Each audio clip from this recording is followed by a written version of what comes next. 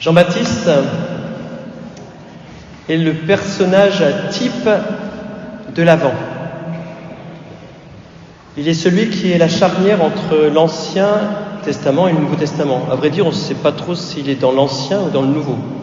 Il fait vraiment, c'est le personnage qui fait la charnière, quoi, entre l'annonce et puis le fait de vivre après la nativité du Christ, quoi. Donc, il est la charnière.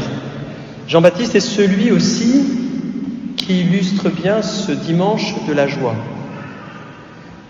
Souvenez-vous, dans le ventre de sa mère, Jean-Baptiste tressaillait de joie quand Marie et l'enfant Jésus vont visiter Élisabeth.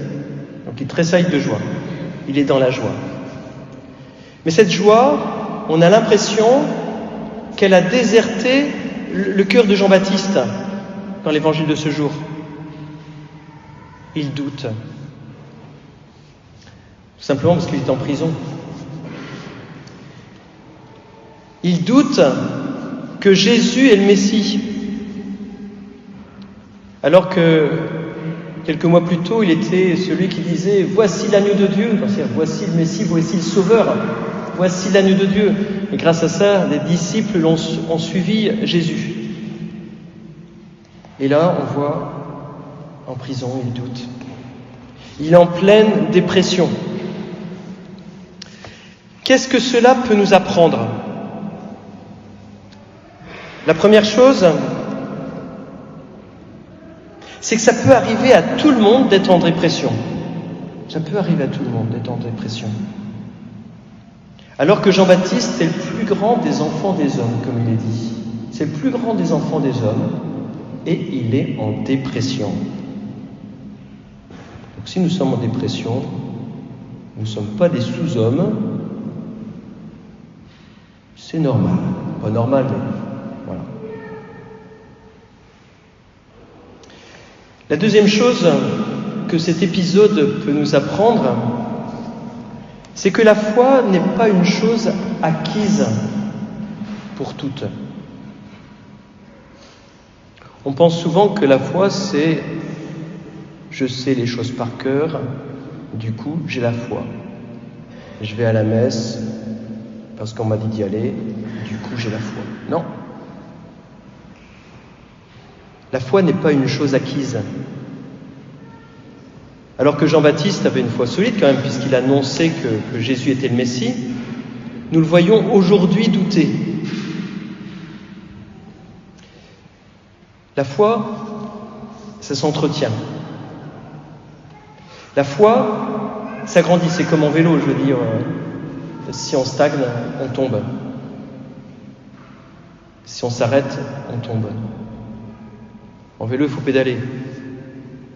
Dans la foi, c'est pareil. Il faut faire grandir. Il faut avoir le désir de grandir dans la foi. Alors, 3 moyens pour grandir dans la foi.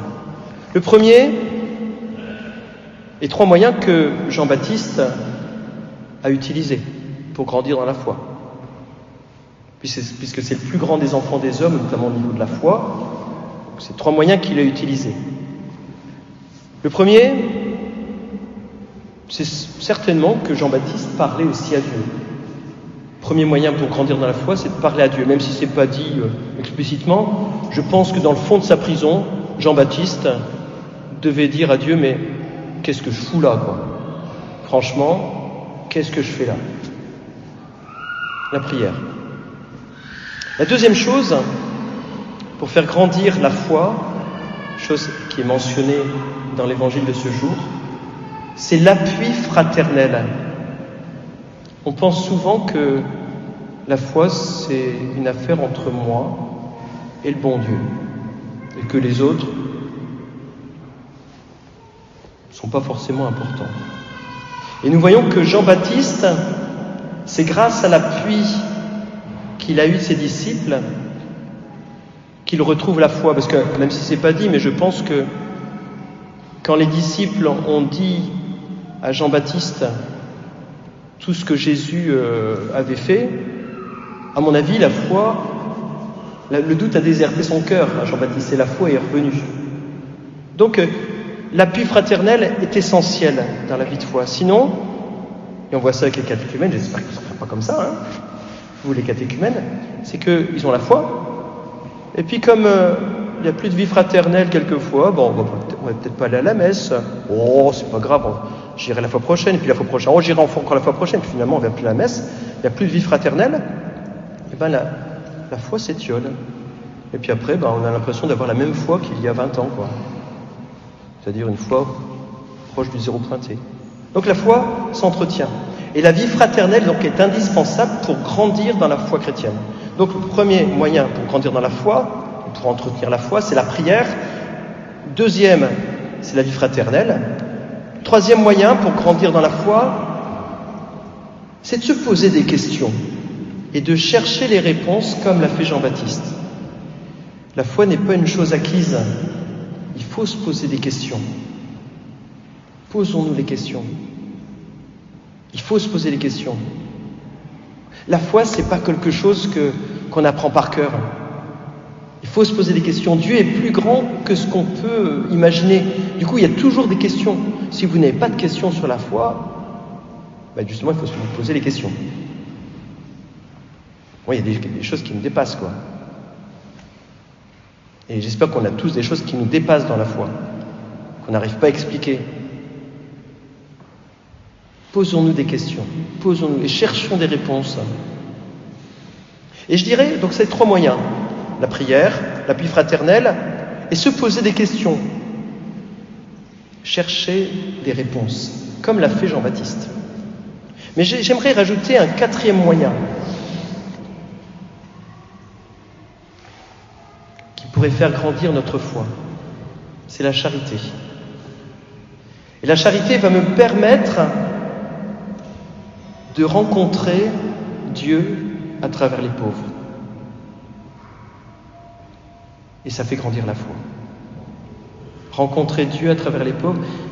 Quand je vous disais que on a tous des questions, moi une des grandes questions c'est de dire mais Dieu est présent à travers mon frère. Alors là pour moi, c'est un acte de foi que je fais. Dieu est présent à travers le pauvre que je rencontre dans la rue. Alors moi, c'est un rude acte de foi. J'y comprends rien, moi. Si vous comprenez, expliquez-le moi. Moi, je ne comprends pas. Et du coup, je crois que ces 4 moyens, en rajoutant notamment la charité, va m'aider à grandir dans la foi. Nous ne serons jamais au top de la foi, car Dieu est toujours plus grand et différent que nous pourrons l'imaginer. Dieu est grand. Dieu, on ne peut pas l'enfermer dans un livre de catéchisme. Même si nous savons par cœur, ce n'est pas pour ça qu'on aura la foi. Dieu est bien plus grand. Il faut continuer à se poser des questions tout au long de notre vie. Même quand on aura 100 ans, nous aurons toujours des questions à nous poser. Pourquoi ceci? Pourquoi cela? Et si nous n'avons pas, posons-nous des questions. Pourquoi nous n'avons pas de questions sur Dieu? C'est peut-être que notre foi n'est pas très grande si nous n'avons pas de questions sur Dieu. Pour conclure, faisons grandir notre foi. Cela fera grandir notre joie. Faire grandir notre foi fera grandir notre joie. Et je pense, exactement j'aime à penser, que Jean-Baptiste, une fois que ses disciples sont venus annoncer ce que Jésus faisait, il y a eu la joie de la foi qui est revenue dans son cœur. La même joie qu'il a eue quand il a rencontré pour la première fois, quand il était dans le sein de sa mère, Jésus avec Marie lors de la visitation. Lui qui a tressailli de joie, je pense que dans sa prison, quand ses disciples ont annoncé ce que Jésus faisait, la foi est revenue. Et donc la joie a rejoint son cœur. Et lui qui était en dépression, en raison de sa situation, la joie est venue rejoindre son cœur.